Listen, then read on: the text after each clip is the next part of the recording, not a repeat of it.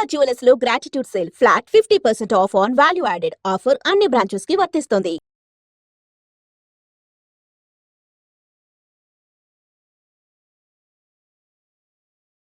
నమస్కారం, welcome to I dream. ధర్మ మార్గం విత్ విజిత కార్యక్రమానికి స్వాగతం.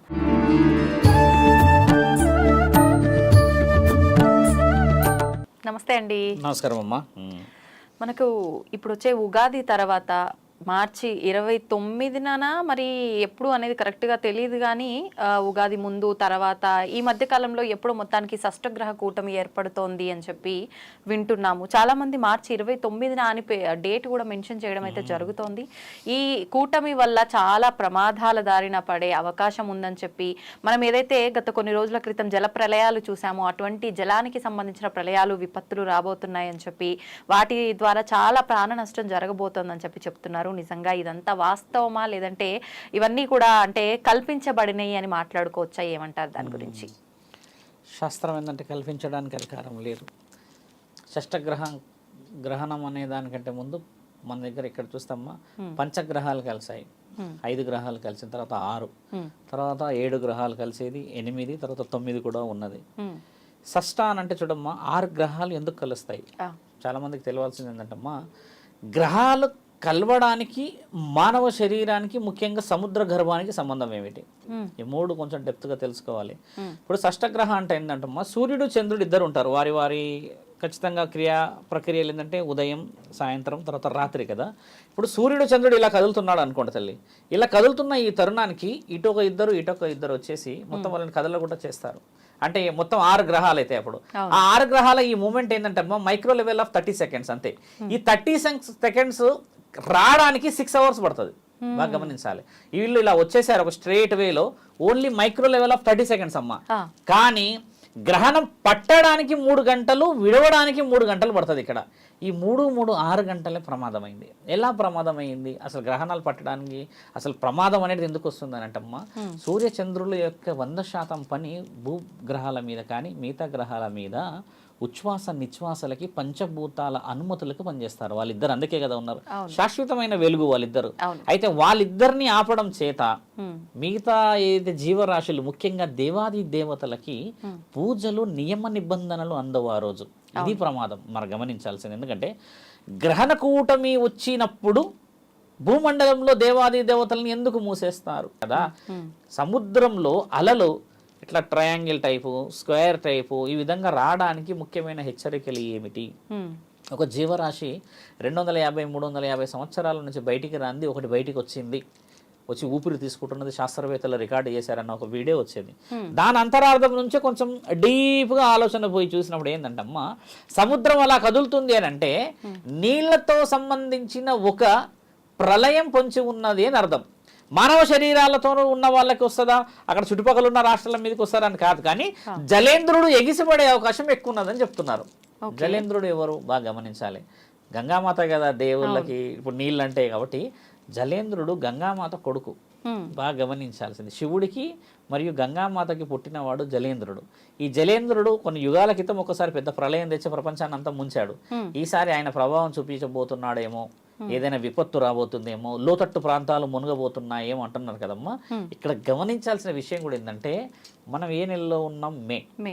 ఆల్మోస్ట్ 29 అని అంటమ్మా, ఏప్రిల్కి వస్తాం. అంటే ఎండలు బగ్గున మండుతాయి కదా. మే కాదు, మార్చిలో ఉన్నాం. అంటే ఏప్రిల్ కదా. ఈ మార్చి నుంచి ఏప్రిల్ అంటే ఎండలు హెవీగా ఉన్నప్పుడు ఒక్కసారి నీళ్ళు ఎగిసిపడే అవకాశం అంటే అది ఊహించనిది. ఇది జరగబోయే ఎండలప్పుడు వాటర్ తక్కువగా కావాలి కదా. ఇలాంటప్పుడు నీళ్లు ఎగిసిపడడం జరగబోతుంది అనేది హెచ్చరిక. ఇప్పుడు మీరు అన్నట్టుగానే శుద్ర పూజల దగ్గరకు వస్తాం. ఇదంతా సముద్రుడు, తర్వాత దేవుడు, అష్టగ్రహాలు ఇవన్నీ కదమ్మా. మానవ శరీరంలో ఏం జరుగుతుందో తెలుసమ్మా, బలహీనతగా ఉన్న వాళ్ళందరూ శుద్ర పూజల్లో కూర్చొని ఆ శక్తులు ఈ శక్తులు సంపాదించి ఆయన గారికి అది చేయాలి, ఈయన గారికి ఇది చేయాలని చాలా బలంగా కూర్చుంటారు. ఎందుకంటే ఒక అమావాస్యకి, ఒక పౌర్ణమికి అంత శక్తులు సంపాదించాల్సిన వాడు 6 గ్రహాలు వచ్చినప్పుడు మరి ఆయన గారు కావాల్సిన శక్తులు సంపాదించాలని చేస్తారు కదమ్మా. మానవులు చేయాల్సింది ముఖ్యమైనదంటే ఆ రోజు పూజలు చేయడం. మన వాళ్ళు చేసే అత్యంత ముఖ్యమైన తప్పు ఏంటంటే, గ్రహణం రోజు అన్ని దేవతలందరికీ, దేవాది దేవతలందరికీ ఖచ్చితంగా ఆ ద్వారాలు మూస్తారు, కానీ మహాశివుడికి ముయ్యరు కదమ్మా. మరి ఆయన గారినన్నా పూజ చేయకపోతే మరి ఎవరిని ఎవరు కాపాడాలి? మీరు ఎవరిని పూజగా చేయకపోవడం వల్లనే బయట ఉన్న ఆ ప్రేతాత్మలు ఆ మిగతా ఏదైతే ఉన్నాయో క్షుద్ర బలాలు చేయగలుగుతాయి కదా. అవును. అంటే నువ్వు ఒక డోస్కి యాంటీడోస్ చేయడానికి సిద్ధంగా ఉండాలి, అంటే నువ్వు పూజ చేయాలి. అఖండ జ్యోతి వెలిగించుకోవడమా, ఇంట్లో పూజ చేసుకోవడం అనేది గోప్యంగా చెయ్యవు. అట్లా అని గుడికి వెళ్ళరు, మొత్తం గుడిలే మూసేస్తారు. శివాలయాలు కూడా కొన్ని చోట్ల మూస్తారు, కొన్ని చోట్ల ముయ్యరు. పురోహితులందరికీ నేను చెప్పదలసిన విషయం ఏంటంటమ్మా, గ్రహణం రోజు ముఖ్యంగా పౌర్ణమి రోజు అమావాస్య రోజు శివాలయాలలో మహారుద్ర హోమం కానీ అగ్ని హోమం కానీ చేస్తే అమ్మ ఎక్కడ లేని శుభ ఫలితాలు వస్తాయి. ఎలా వస్తాయి తెలుసా అమ్మ, బాగా గమనించాల్సిన విషయం. చాలా మంది మన కామెంట్ చెప్తారు కూడా, మహాశివుడిని ఆపడానికి ఏ శక్తి లేదమ్మా ఈ లోకంలో.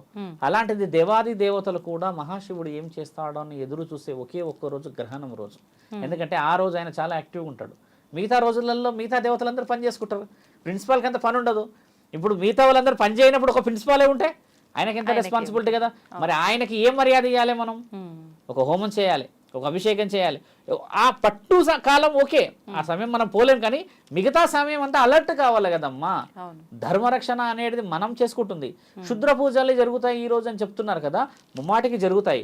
ఎందుకంటే నెగిటివ్ని ఎక్కువ నమ్ముతారు సమాజం కాబట్టి. ఇందులో పాజిటివ్ ఉంది అంటున్నాను కదా. మహాముఖంటి ఏం చేశాడు, గ్రహణాల అధిపతి ఏం చేశాడు, 3 కన్నులు ఉన్నవాడు ఏం చేశాడు, అర్ధనారీశ్వరి తత్వాన్ని ఇచ్చినవాడు ఎక్కడికి పోతాడు? మరి ఆయన గారిని ఎందుకు పూజించారు అంటున్నాను. అదొక వెరీ సింపుల్. మహావిష్ణువునైనా పూజించుకో, కానీ దేవాది దేవతలకు కట్లు పడతాయన్న ఈ నియమంతోని మిగతా వాళ్ళందరూ భయభ్రాంతులకు గురవుతున్నారమ్మా. భయాన్ని పలగొట్టే మహానీయుడు వైద్యనాథుడు భూతనాథుడు ఉన్నాక మనం కూడా తెలుసుకోవాల్సినది. ఎందుకంటే చాలా మంది పురోహితులకు చెప్తుందంటే అమ్మా, ఖచ్చితంగా శివలింగం ఉంటుంది కదమ్మా గుడిలో. ఆ రోజు ఆయనకు వైవిధ్యంగా పూజలు చేయడం చేత ఏమిటంటే తండ్రి అనుగ్రహం అందరి మీద రావాలి. మళ్ళీ కొంచెం డీప్గా చెప్పే విషయం ఏంటంటే, మామూలు పూజలు చేస్తామమ్మా, స్పెషల్ డేస్ ఉంటాయి, పండుగ రోజులు కదా. అంటే నాకు అంటూ కొంచెం ప్రత్యేకత రావాలని మనం పట్టు వస్త్రాలు పండు ఇంకేదో పెడతాం మొత్తానికి కదా. అందరు దేవాది దేవతలు బాగున్నప్పుడు పెడతాం. అదే శివుడికి గ్రహణం రోజు పెడితే ఏమవుతుందో తెలుసమ్మా, స్పెషల్ అట్రాక్షన్ గా నిన్నే చూస్తాడు కదా. ఆ రోజు మనం అదెందుకు చేయలేమంట, నెగిటివే చేస్తారు, మనల్ని పాజిటివ్ చేయరు. ఇప్పుడు నీకు ఎప్పుడు అనుగ్రహం కావాలి అంటే, ఎవరు పూజించలేని రోజు నువ్వు వెళ్ళి పూజిస్తే అనుగ్రహం ఎందుకు రాదు? అలా అయినా ఆలోచించుకోవచ్చు కదా. మొత్తానికి నీ కుటుంబాన్ని కాపాడుకోవాలి. బాల్యంతలో చిన్నపిల్లలు మీరు కొంచెం నేను నా మైండ్ గురించి చెప్పిన వాళ్ళందరూ కాపాడబడాలని చెప్పేది ఈ గ్రహణం యొక్క కూటమి యొక్క విలువ. ఇందులో ఇంకో విషయం ఏమొస్తుందంటమ్మా, అమావాస్య కలిసి వస్తుంది. ఇక్కడ అమావాస్య కూడా ఏమైపోయిందంటమ్మా, ఒక వ్యక్తినిగా 4 తాడులు వేసిన తర్వాత అన్ని తీసేసామంటే ఇంకో అసలైన తాడొచ్చి పడుతుంది మళ్ళీ. అంటే బలం అనేది ఉన్నది అక్కడ. ఇప్పుడు 29కి 30కి ఉన్నది ఈ 2 రోజులు. మీరు అన్నట్టు 31కి మీరు అన్నట్టుగా ఉగాది ఉంది. ఉగాది వివరణ పరమాత్ముడు ఇచ్చాడు, దాని వివరణలు చాలా బాగున్నాయి. కానీ ఈ 2 డేస్ చాలా పర్టికులర్గా మనము సరిహద్దులు దాటి పొలిమేరలు దాటి కొన్ని నిర్ణయాలు తీసుకోకూడదమ్మా. కొన్ని బలహీనమైన కొన్ని శరీరాలు ఎలా ఉంటాయంటే కాలం చేసే అవకాశాలు ఎక్కువ ఉంటారు. కొంతమంది బయటికి సడన్గా హార్ట్ స్ట్రోక్ వచ్చి, ఒకటి ఎండ ఉంది, ఒకటి గ్రహణం ఉంది, దానికి పైగా మన దగ్గర ఏంటంటమ్మా, నువ్వు ఎంత మంచి చెయ్యి మనల్ని గోతులతో పెట్టేవాళ్ళు 100 మంది ఉన్నారు బయట.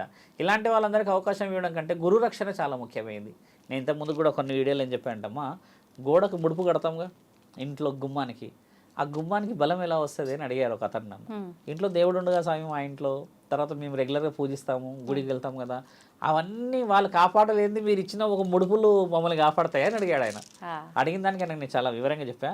ఆ ముడుపు ఎలా కాపాడబడుతుంది అంటమ్మా, ఆ ముడుపు మహాముఖంటికి సంబంధించింది. ఎక్కడైతే దేవాది దేవతలు వాళ్ళ యొక్క నిర్దిష్టమైన నిర్ణయాన్ని చేయలేకపోతారో అక్కడికి చేరేవాడే మహాముఖంటి.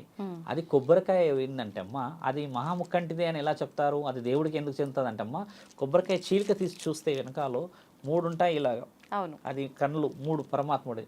కాబట్టి ఆయన ఆజ్ఞ పనిచేస్తుంది అక్కడ. మిగతా ఆజ్ఞలంతా దేవాది దేవతలు పనిచేస్తారు.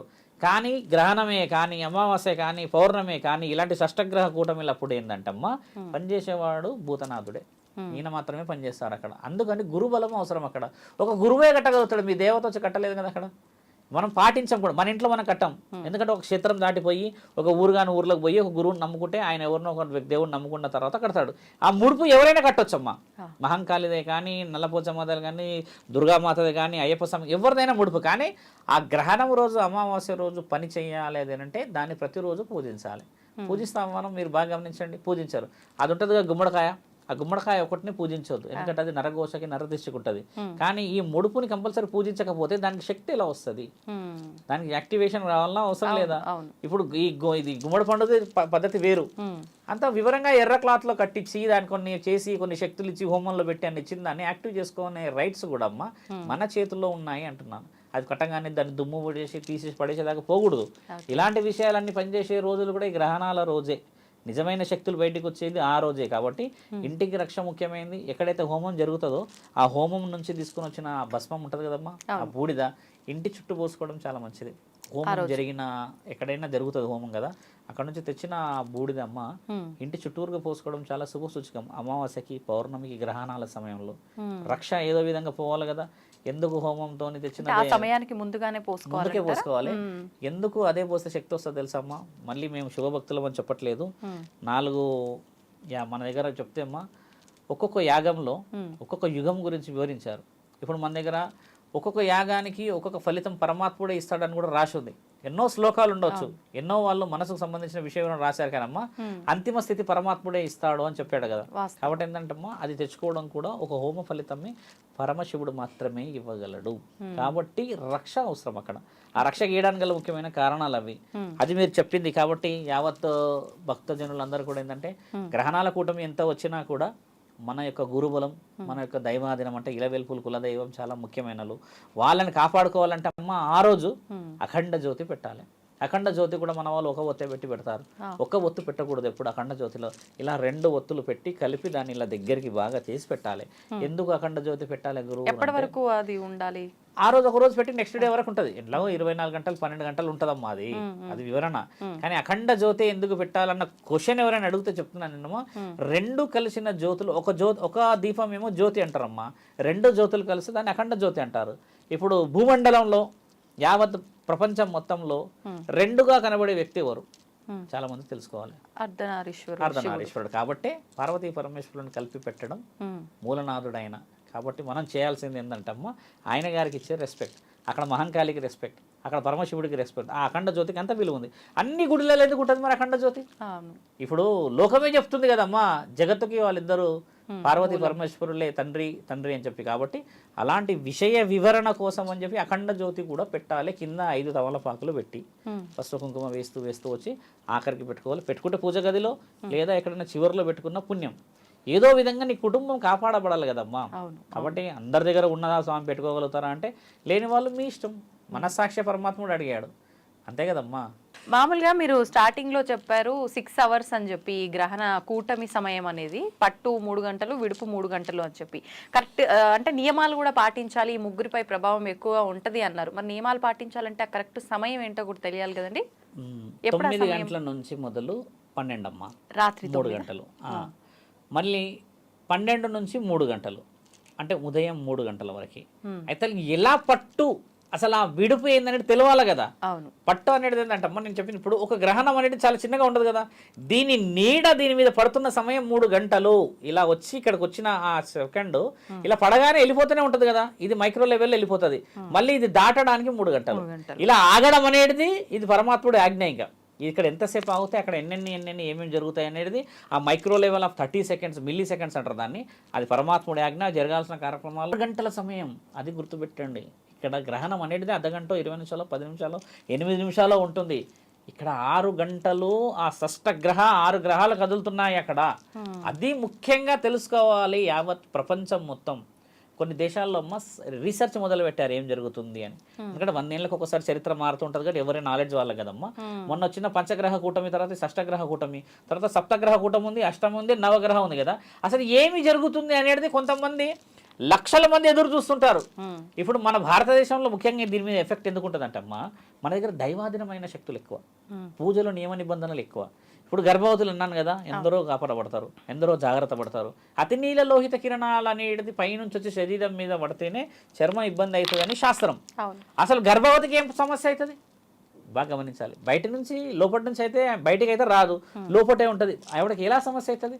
ఇప్పుడు నేను చెప్పిన విషయం ఏంటంటే అమ్మా ఆ డిజిట్ ఏదైతే ఉంటుందమ్మా ఎలక్ట్రానిక్ పవర్ అంటే ఏదైతే పరమాత్ముడి నుంచి వచ్చే ఈ చెడు గ్రహమే కానీ మంచి గ్రహమో వీళ్ళు ఆల్రెడీ బలహీనత ఉండడం చేతనే వాళ్ళు జాగ్రత్త పడాలి అని చెప్తున్నాం. అందరికి కుదరదే. నేను ఆ గ్రహణం రోజు నేను ఏడైనా ప్రశాంతంగా కూర్చొని ఉంటాను కదా, ఇప్పుడు నా శరీరానికి ఏం కదంటే నా శరీర సౌష్ఠవం వేరు. ఆల్రెడీ బలహీనం ఉన్న వాళ్ళకి ఆ హై రేడియేషన్ వచ్చేసి ఎఫెక్ట్ చేస్తే ఒకసారి బ్రెయిన్ ఇబ్బంది చేయడమా, లేకపోతే ఒకసారి సొమ్మసిల్లి పడడమా, లేకపోతే సడన్గా ఏదన్నా అయినట్టు కళ్ళు మూసుకుపోయినట్టు వెనుకొచ్చి పడడం జరుగుతే ఈ సమయంలో ఎవరైతే క్షుద్ర పూజలు చేయడానికి కూర్చుంటారమ్మా ఈ అకాల మరణాలు చెందిన ఆత్మలను పంపిస్తారు వాళ్ళు. పట్టుకారమ్మనండి. ఎందుకు పట్టుకొస్తే ఏమవుతుంది? వాడికి కావాల్సింది ఏంది? శక్తులు కదా. వాడికి కావాల్సిందని ఏంది? నిక్షిప్తులు కదా. కాబట్టి వాడు ఏం చేస్తాడు? ఒక బలహీనుడిని వాడి శరీరంలో కలుపుకుంటే వాడు బలవంతుడై వేరే వేరేవి చేయడానికని ఈ సమయం ఉపయోగిస్తారు క్షుద్ర పూజలు చేసే మహానుభావులు వాళ్ళు. అలాంటి వాళ్ళందరికీ చెక్కు పెట్టేది నేను ఇందాక చెప్పిన కదా, ఒక యాగం, ఒక హోమం, పరమశివుడు ఉన్నాడని, అలాంటి ఎక్కువ శాతంగా మాట్లాడరు మన వాళ్ళు. వచ్చే గురువులు అందరూ కూడా ఏంటంటే ఆ రోజు ఏం జరుగుతాయని చెప్పి సగం మందిని భయపడిపిస్తున్నారు. మా అమ్మ అలా కాకూడదు అంటున్నా. మార్గం ఉంది కదా. వ్యాధి పుట్టక ముందుకే పరమాత్ముడు మంది కనిపెట్టాడని రాసింది కదా ధన్వంతరిలో.